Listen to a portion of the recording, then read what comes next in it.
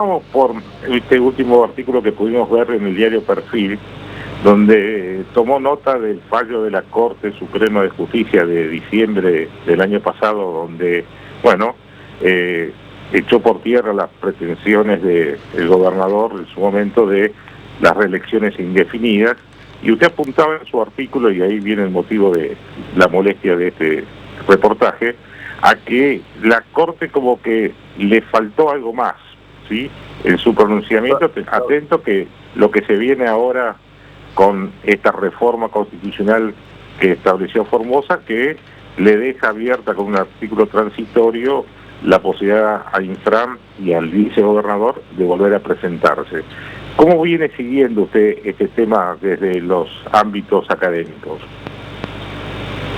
Claro, bueno, acá justamente un poco ese artículo había pensado en su momento para principios de año, inmediatamente después este fallo de la Corte salió en diciembre del año 24, y lo que ya advertíamos con otros profesores de la cátedra y con los alumnos amigos, era que este fallo había sido muy importante en lo que es la historia de los fallos que hemos venido teniendo de la Corte en este tema, porque daba un salto y de alguna manera le dice por primera vez no a las reelecciones indefinidas, lo que es todo un salto cualitativo, porque la Corte, por cómo está conformado el sistema federal argentino, siempre ha sido muy precavida, incluso después de la vuelta a la democracia, en no expedirse de alguna manera que pudiera violentar o pudiera ser entendido como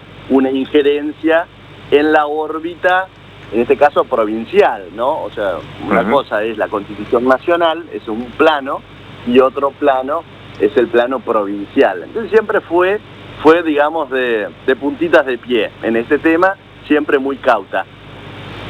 Aquí, en el caso de Formosa, de alguna manera se ve ya una prolongación que se viene dando a través de sucesivas reelecciones desde el año 99, y me parece que la Corte, acompañando de alguna manera ya los antecedentes internacionales de la Corte Interamericana, que se referían al caso de presidente, no de gobernador, empieza a hacer ya un ejercicio de analogía y a decir, bueno, acá pareciera que esto ya no es razonable, ya esta sucesión ya no se trata de una reelección, un mandato, dos mandatos, tres mandatos, sino que es algo que ya vamos por el octavo mandato del gobernador y con vistas hacia un noveno mandato. Entonces, en diciembre, a mí me hubiese gustado que la Corte diga, porque de alguna manera ellos retoman el fallo de la Corte Interamericana y hacen la analogía, y dicen, bueno, las reelecciones indefinidas en realidad alteran, digamos, el sistema democrático de pluralidad, de posibilidades tanto para los electores de tener distintos candidatos, como respecto de los que quieren postularse, dada las ventajas comparativas que tendría este candidato que viene renovando cargo. Pero al momento de decir qué es lo que es razonable en materia de reelecciones, o sea, cuántos mandatos, no lo dice. Y de hecho expresamente dice, esto ya no nos corresponde. Entonces, eso que se ve en los distintos, este fallo, además no es que tuvo un voto unánime, o sea, todos los jueces de la Corte votaron en el mismo sentido, de alguna manera de repudio a la reelección indefinida, pero cada uno por su voto. Lo que le quita un poco de fuerza al mensaje, porque un voto unánime siempre es más fuerte, cuando todos los jueces votan claro, con los mismos argumentos, ¿no? Y acá, en esta cuestión que es tan sensible, y para el caso de Formosa, creo yo, sustancial, se quedaron con que, bueno, la reelección indefinida, tal como la tenía prevista la Constitución, está mal. Pero si la Convención Constituyente que se convocó termina haciendo lo que hizo y termina estableciendo la prohibición de la reelección indefinida, pero una cláusula transitoria que de alguna manera trampea, porque lo sitúa a las actuales autoridades del Poder Ejecutivo como en su primer mandato, creo yo que con un fallo más claro en diciembre, este artilugio jurídico se podría haber zanjado y evitado hoy tener que estar litigando sobre si es razonable o no es razonable esta postura. Claro, en lo y al personal, respecto, justamente sí, los que impulsaron la acción ante la Corte, la Confederación integrada entre otros por el radicalismo, hizo una acción ahora contra ese artículo transitorio y el fiscal Casals dijo es análogo, tiene paso para que la Corte se expida. Al respecto, ¿qué opinión tiene, si tiene ya una opinión formada sobre ese planteo que han hecho desde Formosa contra esa cláusula transitoria que trata de poner en cero nuevamente o en un mandato lo de Infran para dejarlo en la puerta de una posible nueva candidatura? Claro, yo claramente estoy en contra de las reelecciones indefinidas y disculpen que vuelva a la Corte Interamericana, pero en la Corte Interamericana de alguna manera, en el voto de la mayoría y de la minoría, el voto de la minoría en esta ocasión en el año 21 lo hizo Raúl Zaffaroni, que conformaba, era uno de los jueces de la Corte Interamericana en ese momento, plantea argumentos de por qué no corresponde limitar. En la medida que haya periodicidad y que la gente sea convocada a una elección y elija un candidato, no importa que sea el anterior, pero que elija, está satisfecho el estándar republicano democrático. Esa es la postura de Zaffaroni. Yo estoy en contra, pero ahí veo un argumento. En lo que hacen en la cláusula transitoria de la Constitución y la argumentación de decir que es lo mismo que la nación, yo ahí no veo un argumento, veo una trampa y diríamos con mis amigos, una engaña pichanga. Porque eso no es un argumento, porque todos sabemos que en el año 94, cuando se hizo la reforma de la Constitución Nacional, Menem estaba efectivamente cumpliendo su primer mandato. Era objetivo. Nadie falseó esa cláusula transitoria y todos sabemos que de las ideas que llevaron a esa convención constituyente era la de habilitarle un segundo mandato consecutivo a Menem. Esa fue la realidad. En este caso, se hace una reforma a través con motivo de una represalia de la Corte, de alguna manera, a la sucesión de las gobernaciones de Infran, hacen la convención constituyente y mienten descaradamente diciendo, bueno, estamos en el primer mandato.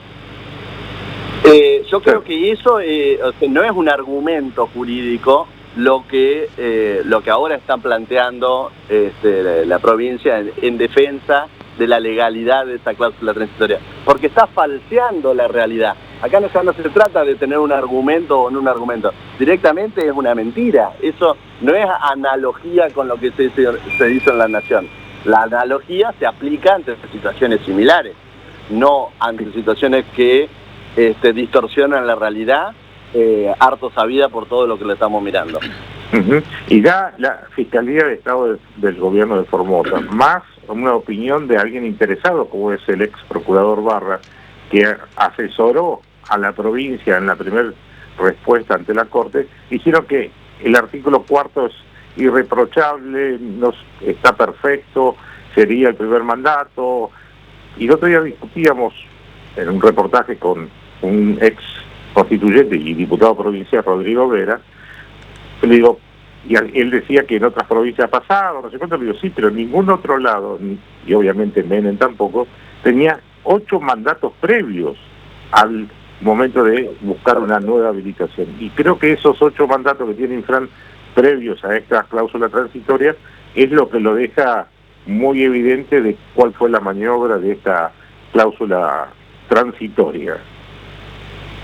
Claro, sí. Para mí, bueno, ya lo dije, tanto la cláusula transitoria como la argumentación que se está escuchando estos días es un disparate para confundir al auditorio y colgarse de la mochila de algo que sí fue legítimo en su momento, o por lo menos que no fue rechazado masivamente. Había gente en ese momento que estaba en contra de las reelecciones. Nosotros veníamos de un modelo presidencial sin reelecciones. Había gente que estaba en contra, pero digamos, se manejó dentro de un caos institucional y sin falsearlo, como sí se quiso falsear con la reelección de Menem. En ese momento sí, de nuevo se estaba falseando lo que se había dicho y acordado en la Convención Constitucional. Pero en este caso, me parece yo que es una burla a cualquier persona que esté observando esto. Y sin duda, y por eso yo estoy en contra de las reelecciones indefinidas, en un sistema democrático republicano con división de poderes, la permanencia y el manejo de la agenda ejecutiva, legislativa y la designación de los jueces por la misma persona es una distorsión a los engranajes de la Constitución, que prevé justamente frenos y contrapesos, porque desconfía del político. O sea, el sistema político, tanto nacional como provincial, en cualquiera de las jurisdicciones, parte de la premisa de que el gobernante no es la persona ideal que todos queríamos en el momento que votamos, sino por el contrario que potencialmente sea un fracaso. Entonces, como puede ser un fracaso, la Constitución, disculpe, cierro esta idea, la Constitución prevé distintos recaudos para acotar los márgenes de actuación de esa persona encumbrada, en este caso en el Poder Ejecutivo Provincial. Localmente se escucha mucho, e incluso lo ha dicho el propio gobernador, que nadie le va a decir a los formoseños quién los tiene que gobernar, como poniéndose por arriba incluso del máximo tribunal nacional como es la Corte Suprema, ante una actitud de no sé si muchos lo consideran que es panfletario a los efectos de darle letra a sus seguidores, pero es evidente que es una actitud de rebeldía ante la Corte que ya está marcando la cancha. Lo hizo en diciembre del año pasado cuando estableció que era inconstitucional las reelecciones indefinidas y que ahora ya tiene el expediente donde se deberá expedir sobre la cláusula transitoria, y en ese interín desde el gobierno y el propio mandatario dice: a nosotros nadie nos va a decir desde Buenos Aires quién gobierna Formosa. Ante una actitud de ese tipo, ¿qué dicen ustedes de los académicos, los conocedores, los estudiosos de las constituciones? Bueno, el sistema federal argentino, o yo primero, para no espantar al auditorio, me gustaría decir que yo soy provinciano, no vivo en este momento en Buenos Aires, pero soy provinciano. El sistema federal argentino tiene prevista la intervención federal. Es un instituto justamente que vienen las autoridades o los delegados de las autoridades nacionales a las provincias cuando consideran que se están violando principios republicanos. La historia de intervención federal en Argentina está desde siempre. Desde que se sancionó la Constitución, hay episodios de intervención. A veces más notorios, a veces menos notorios, a veces más ruidosos, a veces menos ruidosos. Las provincias hacen bien en preservar su autonomía y defender el sistema federal, y por eso yo arrancaba esa exposición diciendo que, bueno, a la Corte se le presenta este dilema de buscar el punto de equilibrio entre los principios consagrados por la Constitución Nacional, que abarca a todos, y se irradia en todo el sistema, y el federalismo como ámbito de autonomía. Pero ese ámbito de autonomía no es absoluto. Claro.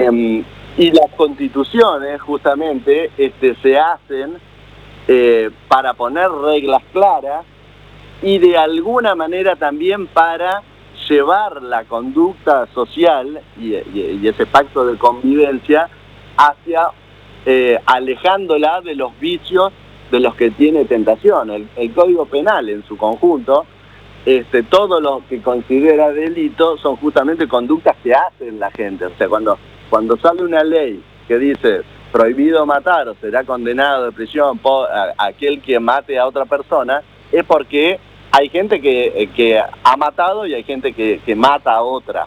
Entonces, ante esa conducta reprochable sale una norma que dice no lo hagan más.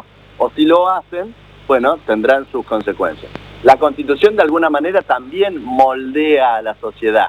No es que se vive en un libre albedrío. Justamente lo que se hace es encorsetar la actuación de la ciudadanía o de los poderes públicos. Claro.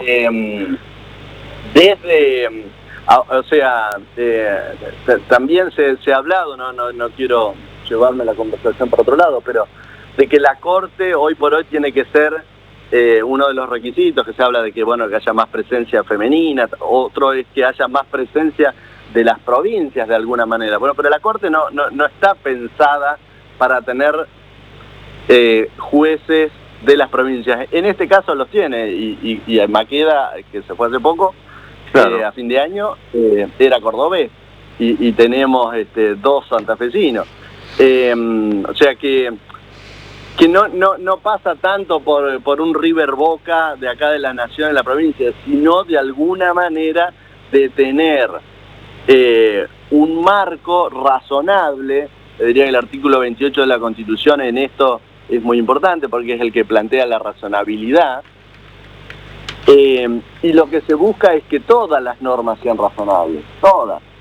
Las leyes que saca el Congreso Nacional, las leyes que sacan los congresos provinciales, los DNU que pueda sacar el presidente de la Nación o los decretos que pueden sacar en las provincias, se busca una razonabilidad. Bueno, acá pareciera que se violentó esa razonabilidad. La razonabilidad de la reelección indefinida, que es una potestad dentro de lo elegible por cada provincia, pareciera que ya se violentó.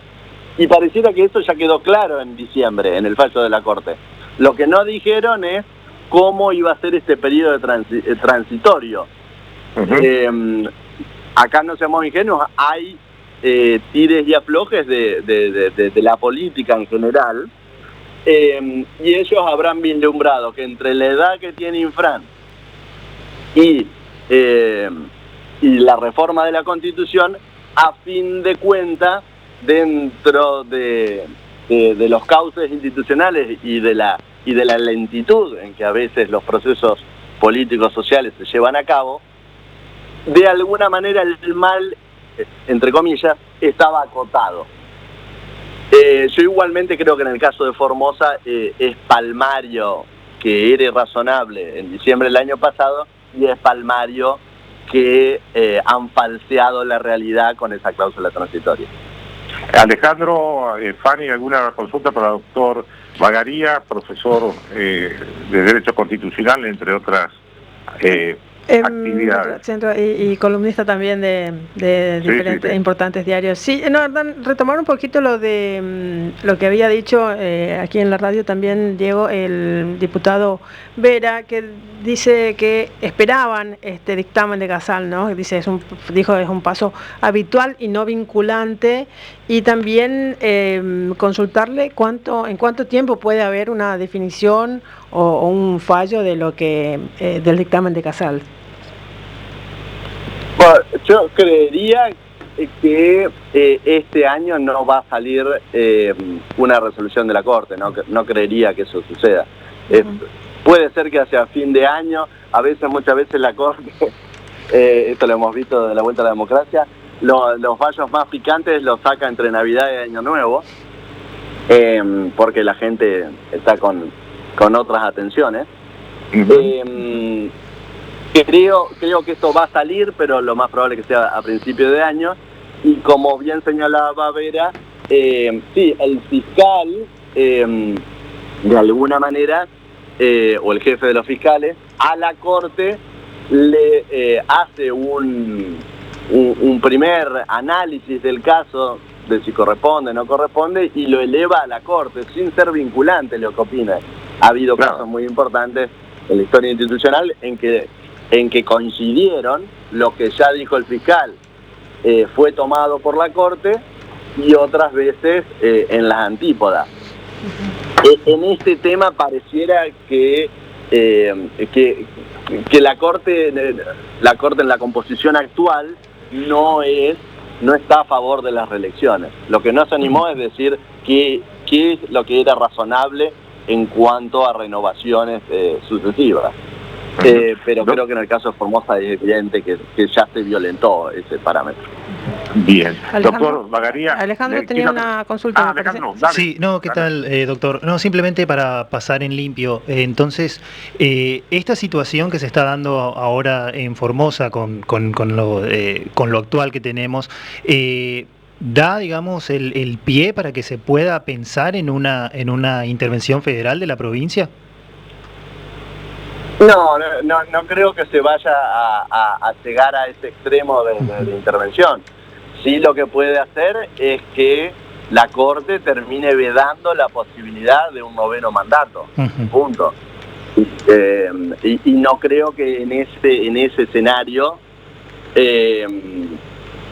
haya una candidatura de parte de Infran que amerite una suerte de tensión entre la nación y la provincia. Yo no creo. Entiendo. No creo que si la Corte se expide, no creo que vayamos a llegar a un escenario de intervención.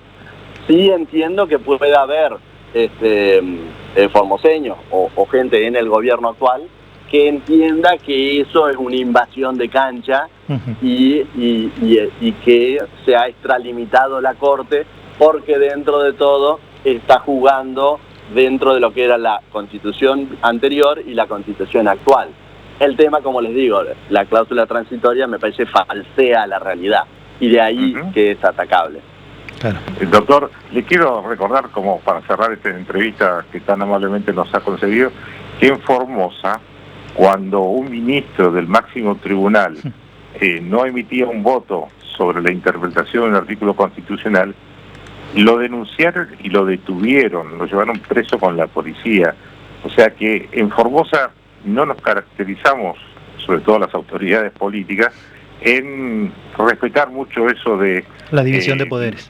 Exactamente, así que me parece como, si bien acá estamos hablando de los ministros de la Corte, la actitud de rebeldía cuando los fallos no les son favorables, en el gobierno tienen ya antecedentes de situaciones extremas y que nos han puesto seguramente en los anales del derecho constitucional argentino.